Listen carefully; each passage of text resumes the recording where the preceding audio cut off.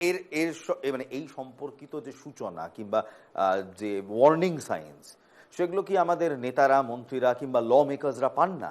নিশ্চয়ই geological survey আছে আমাদের, তারা নিশ্চয়ই মিটিওরোলজিক্যাল ডিপার্টমেন্ট রয়েছে, তারা নিশ্চয়ই এই সংক্রান্ত সার্ভে বড় বড় নেতাদের দেন। আমি বলছি যারা পাওয়ারে আছেন, যাদের হাতে ক্ষমতা রয়েছে, দেশের প্রধানমন্ত্রী, দেশের স্বরাষ্ট্রমন্ত্রী, রাজ্যের মুখ্যমন্ত্রী, রাজ্যের হোম মিনিস্টার, বিভিন্ন রাজ্যের, তারা নিশ্চয়ই এই সংকেতগুলো পান, এই অশনি সংকেতগুলো পান। তারা অ্যাক্ট করেন না নাকি গুরুত্ব দেন না? না, আমার যেটা ধারণা, তারা যদি এটাতে অ্যাক্ট করেন অথবা যদি গুরুত্ব দেন, তাহলে 5 বছর পরে উনার ভোট বাক্স ভরবে না। তার কারণ হচ্ছে এই ক্ষেত্রে প্রকৃতির উন্নয়ন ঘটাতে গেলে পরিবেশগত যে ভারসাম্য তাকে যদি ফিরিয়ে আনতে হয়, সেটা করতে গেলে কিন্তু 5 বছরের মধ্যে সম্ভব নয়। এটা একটা দীর্ঘমেয়াদী পরিকল্পনা, অনেক দিন ধরে লাগাতার কাজ করে যেতে হবে। আমরা তো দেখছি আমাদের দেশে তো দীর্ঘমেয়াদী পরিকল্পনা নেওয়া হচ্ছে, বিকশিত ভারত 2047। তাহলে দীর্ঘমেয়াদী পরিকল্পনা আমাদের নেতারা নিতে পারেন, প্রকৃতি কিংবা জলবায়ু পরিবর্তনের ক্ষেত্রে সেটা নেই কেন স্যার? না, বেসিক্যালি প্রকৃতি বা জলবায়ু পরিবর্তনের ক্ষেত্রে যে ব্যাপারটা ঘটছে সেটা আগে ওনাদেরকে জানতে হবে। তারা হয়তো সেই ব্যাপারটাই জানেন না।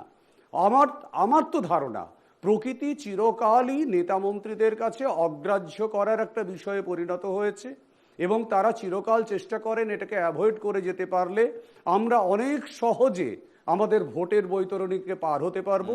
তারপরে মানুষ 5 বছর 10 বছর পরে মারা যাক না, তাতে অসুবিধা কি আছে? আপনি খেয়াল করুন না, নাসার মতো এত বড় একটা অর্গানাইজেশন 3 বছর আগে বলেছে পরবর্তী 15 বছরের মধ্যে কলকাতা শহরের সম্ভাব্য বিপর্যয়ের কথা। এবারে নাসা বলার পরেও আমরা কি কেউ বুঝতে পারছি না? আর সত্যিকারই তো বিপর্যস্ত। সাগরদ্বীপ আইল্যান্ড ভাঙতে শুরু করেছে, কাকদ্বীপ ভাঙতে শুরু করেছে, ডায়মন্ড হারবার ভাঙতে শুরু করেছে, কলকাতায় জলস্তর বাড়ছে, ঘোড়ামারা দ্বীপ ডুবে যেতে বসেছে। এই সব কিছু আমি চোখে দেখেও কিন্তু আমি নিশ্চিন্ত। তার কারণ হচ্ছে এখনো কলকাতা ডোবেনি। এবার এখানে আমি আপনাকে বলবো স্যার, আমি ইনফ্যাক্ট আপনাকে বলছিলাম শুরু হওয়ার আগে, ঘোড়ামারা দ্বীপ যে ডুবে যাচ্ছে, লোহাচূড়া দ্বীপ ডুবে গিয়েছে, এবার ঘোড়ামারা যে ডুবে যাচ্ছে, এটা কিন্তু আমরা বহু বছর ধরে জানি। বহু সংবাদ মাধ্যম হয়তো ফ্রন্ট পেজ নিউজ করেন, এটা আমাদেরও ব্যর্থতা, আমরা কোনোদিন ফ্রন্ট পেজ নিউজ করিনি, ফিচার স্টোরি হয়েছে, ভেতরের পাতায় এই খবর বারবার বেরিয়েছে যে লোহাচূড়ার পর এবারে ঘোড়ামারা। যাদবপুর ইউনিভার্সিটির প্রফেসররা গিয়েছেন, তারা সেখানে গিয়ে বলেছেন যে আস্তে আস্তে এই দ্বীপটাও যাবে এবং কোথাও সমুদ্র কিংবা সাগর সে আরো মেনল্যান্ডের দিকে ঢুকবে, কলকাতার দিকে ঢুকবে, কলকাতা প্লাবিত হওয়ার একটা আশঙ্কা। এই নিয়ে মাঝখানে খুব হুলস্থুল পড়েছিল, কিন্তু কাজের কাজ কিছুই হয়নি। আমি এই কারণে বলছি, বলা হয় যে ন্যাচারাল ব্যারিয়ার আমাদের হচ্ছে ম্যানগ্রোভ, সুন্দরবনের ম্যানগ্রোভ, কিন্তু সেই সুন্দরবনের ম্যানগ্রোভের কি অবস্থা আপনিও জানেন স্যার, আমিও জানি। চোরাচালানকারীরা সেখান থেকে ম্যানগ্রোভ কেটে চলে যাচ্ছে। শুধু তাই নয়, 5 কোটি টাকা যেটা মমতা বন্দ্যোপাধ্যায় স্যাংশন করেছিলেন এই ম্যানগ্রোভ রিপ্লান্টেশনের, সেটা কতদূর হয়েছে আমরা জানি না। এবং বেসিকে এখানে একটা প্রশ্ন আছে, রিপ্লান্টেশন ম্যানগ্রোভের কি আদৌ সম্ভব? বেসিক্যালি দেখুন, আপনাকে একটা কথা বলি, সেটা হচ্ছে ম্যানগ্রোভ এমন একটা এনভায়রনমেন্টাল স্পিসিস যেখানে স্বাদু জলের সঙ্গে নোনা জলের মিক্সচার ঘটবে। বেসিক্যালি আপনারা জানেন ভালো করে, ভাগীরথী হুগলি নদী এখন স্বাদু জলকে ট্রান্সপোর্ট করার পরিমাণ কমে গেছে, যে কারণের জন্য গঙ্গা নদীর থেকে যে জল বেরোয় মুড়িগঙ্গা দিয়ে, সেই জল কিন্তু বহুদূর পর্যন্ত বিস্তার লাভ করতে পারে না। ফলে বেসিক্যালি আমি ম্যানগ্রোভ প্ল্যান্টেশন করলেও সেখানে ম্যানগ্রোভকে বাঁচাতে পারবো না। এবং আপনারা যে 5 কোটি গাছের কথা বলছিলেন এক্ষুনি, 5 কোটি টাকার যে গাছের কথা বলছিলেন, তার মধ্যে সামান্য কিছু জায়গাতে সামান্য কিছু গাছ বেঁচে আছে এবং সেই গাছের অস্তিত্ব আছে, সেটুকু আমরা চোখে দেখেছি, কিন্তু বাকি অঞ্চলের সেই গাছ বাঁচেনি। ফলে ব্যর্থ পরিশ্রম করে কোনো লাভ নেই। আমাকে পরিবেশকে জানতে হবে, পরিবেশকে চিনতে হবে, এবং চীনে সেখানকার মতো সেখানকার ইকো ফ্রেন্ডলি পরিকল্পনা যদি আমি গ্রহণ করতে না পারি, তাহলে অযথা পয়সা নষ্ট ছাড়া কিছুই ঘটবে না। বেসিক্যালি আমরা কিন্তু সেই কাজটাই বারবার করে যাচ্ছি। আপনি খেয়াল করে দেখুন, আমরা এখনো কলকাতার মানুষেরা অনেক নিশ্চিন্তে থাকি, কিন্তু কলকাতার যখনই পূর্ণিমা অমাবস্যার জোয়ার আসে, সেই জোয়ারের জলকে আপনি যদি মেজারমেন্ট করেন, তাহলে বুঝতে পারবেন যদি আর 1 মিটার নদীর যদি জলতলের উচ্চতা বাড়ে, তাহলে সেটা কলকাতা শহরের ওপর দিয়ে জলটা প্লাবিত হবে। কি বলছেন স্যার? আর 1 মিটার? আর 1 মিটার মানে 100 সেন্টিমিটার বেসিক্যালি? না, 1 মিটার। 1 মিটার, হ্যাঁ, এবারে 100 সেন্টিমিটার আর কি। এবারে বিষয়টা কি হচ্ছে, প্রত্যেক দিন যেভাবে কুমেরু অঞ্চলের বরফ গলছে, এই 1 মিটার হাইট গেইন করতে আমাদের এই সমুদ্রের জলের সময় লাগবে হয়তো আর 3 থেকে 4 বছর বা 5 বছর।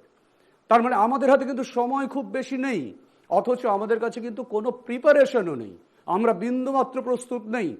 মুম্বাই শহর ডুবে যেতে পারে, এটা যেমন একটা বহুদিন আগে আশা করা হয়েছিল, এক্সপেকটেশন ছিল, প্রেডিকশন ছিল, সেই জন্য মুম্বাই কিন্তু নাভি মুম্বাই বানিয়ে ফেলেছে।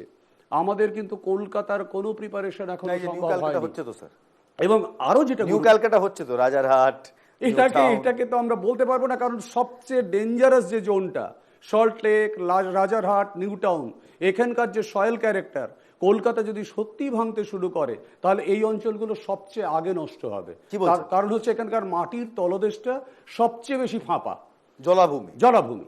দ্বিতীয় যেটা গুরুত্বপূর্ণ, আপনি কি দেখাতে পারবেন এখনো পর্যন্ত কোনো মাল্টি স্টোরেড বিল্ডিং এ সরাসরি জল পায়?